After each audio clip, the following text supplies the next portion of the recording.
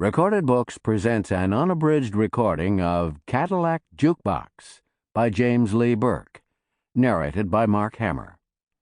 This book is copyrighted 1996 by James Lee Burke.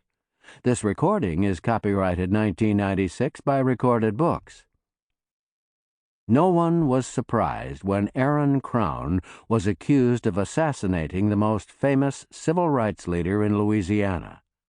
But it took 28 years for the system to put him in Angola Penitentiary. Now, Crown is proclaiming his innocence and asking Dave Robicheaux for help. And now, Cadillac Jukebox. Chapter 1. Aaron Crown shouldn't have come back into our lives. After all, he'd never really been one of us anyway, had he? His family, shiftless timber people, had come from North Louisiana, and when they arrived in Iberia Parish, they brought their ways with them, occasionally stealing livestock along river bottoms, poaching deer, perhaps, some said, practicing incest. I first saw Aaron Crown 35 years ago when, for a brief time, he tried to sell strawberries and rattlesnake watermelons out on the highway. Out of the same truck he hauled cow manure in. He seemed to walk sideways like a crab, and wore bib overalls even in summertime, and paid $1 to have his head lathered and shaved in the barber shop every Saturday morning. His thick, hair-covered body gave off an odor like sour milk, and the barber would open the front and back doors and turn on the fans when Aaron was in the chair. If there was a violent portent in his behavior, no one ever saw it. The Negroes who worked for him looked upon him indifferently, as a white man who was neither good nor bad, whose moods and elliptical peckerwood speech and peculiar green eyes were governed by thoughts and explanations known only to himself. To entertain the Negroes who hung around the shoeshine stand in front of the old Frederick Hotel on Saturday mornings, he'd scratch matches alight on his clenched teeth, let a pool of paraffin burn to a waxy scorch in the center of his palm, flip a knife into the toe of his work boot. But no one who looked into Aaron Crown's eyes ever quite forgot them.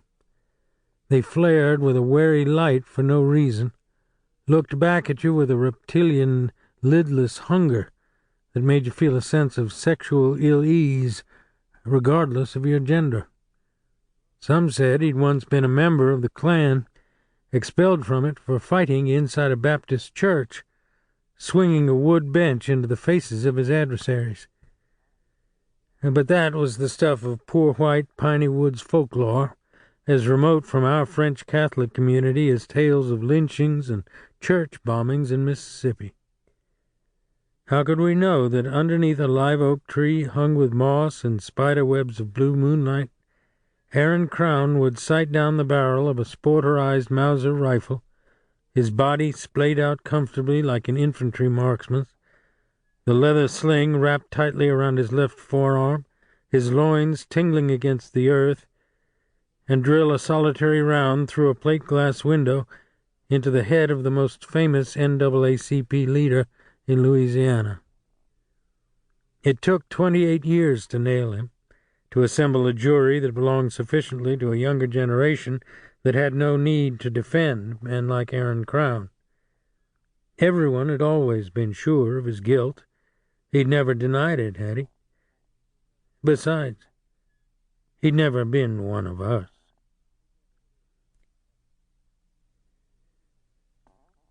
It was early fall, an election year, and each morning after the sun rose out of the swamp and burned the fog away from the flooded cypress trees across the bayou from my bait shop and boat rental business, the sky would harden to such a deep, heart-drenching blue that you felt you could reach up and fill your hand with it like bowls of stained cotton.